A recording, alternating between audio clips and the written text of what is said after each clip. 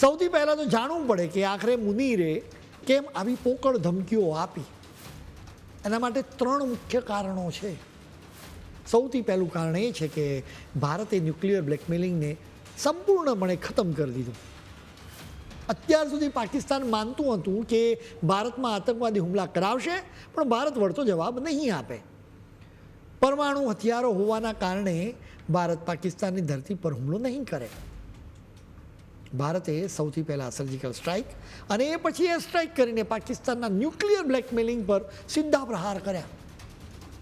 Operation સિંદૂર પછી તો ભારતે આ બ્લેકમેલિંગ પર બુલડોઝર જ ફેરવી દીધું છે.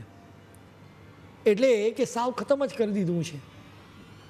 મુનીરની ધમકીઓના જવાબમાં વિદેશ મંત્રાલયે એક નિવેદન બહાર પાડ્યું, જેમાં ચોખ્ખી વાત કરવામાં આવી છે કે ભારત પરમાણુ બ્લેકમેલ સામે ક્યારેય ઝૂકશે નહીં. એના પહેલાં પીએમ મોદીએ પણ અનેક વખત જ આ વાત કહી છે.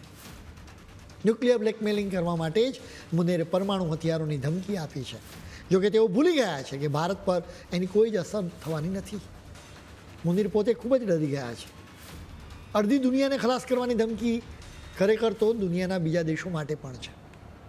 મુનીર જુદા જુદા દેશોને કહેવા માંગે છે કે ફરી ઓપરેશન સિંધુ ન કરવા માટે ભારતને તમે સમજાવો. તેઓ ફરારી અને ટ્રકનું ઉદાહરણ આપીને ભારતને એમ પણ કહેવા માંગે છે કે ભારતે વધારે ગુમાવવાનું છે. મુનીરે ધમકી આપી છે તેનું બીજું કારણ પાકિસ્તાનની આંતરિક સ્થિતિ પણ છે, જે ડામાડોળ છે. મુનીર પાકિસ્તાનમાં કટ્ટરપંથીઓને રાજી રાખવા માંગે છે. બીજું કે સેનામાં પણ તેમની વિરુદ્ધ ખૂબ જ અસંતોષ છે. મુનીર પ્રત્યે સૌથી વધુ અસંતોષ તો પાકિસ્તાનના લોકોમાં છે. એટલે યુદ્ધનો ઉન્માદ જગાવીને મુનીર પાકિસ્તાનના લોકોનું ધ્યાન ડાયવર્ટ કરવા માંગે છે. મુનીરે ખૂબ જ ગણતરી કરીને વધુ એક વખત આ ધમકી આપી. અત્યારે અમેરિકા અને ભારત વચ્ચેના સંબંધો વણસ્યા છે. ટ્રમ્પે ભારત પર 50% ટેરિફની ઘોષણા કરી. બીજી તરફ પાકિસ્તાનની બાબતમાં બિલકુલ ઉલટી સ્થિતિ છે. અહીં મુનીર ટ્રમ્પના હવે ખાસ બની ગયા છે, કેમ કે નોબેલ પુરસ્કાર જીતવા માટેની ટ્રમ્પની મહત્વાકાંક્ષાને મુનીરે સપોર્ટ જે આપ્યો છે. યુદ્ધ અટકાવનારા રાષ્ટ્રપ્રમુખને નોબેલ પુરસ્કાર આપવામાં આવે એવી મુનીરે માંગ કરી હતી.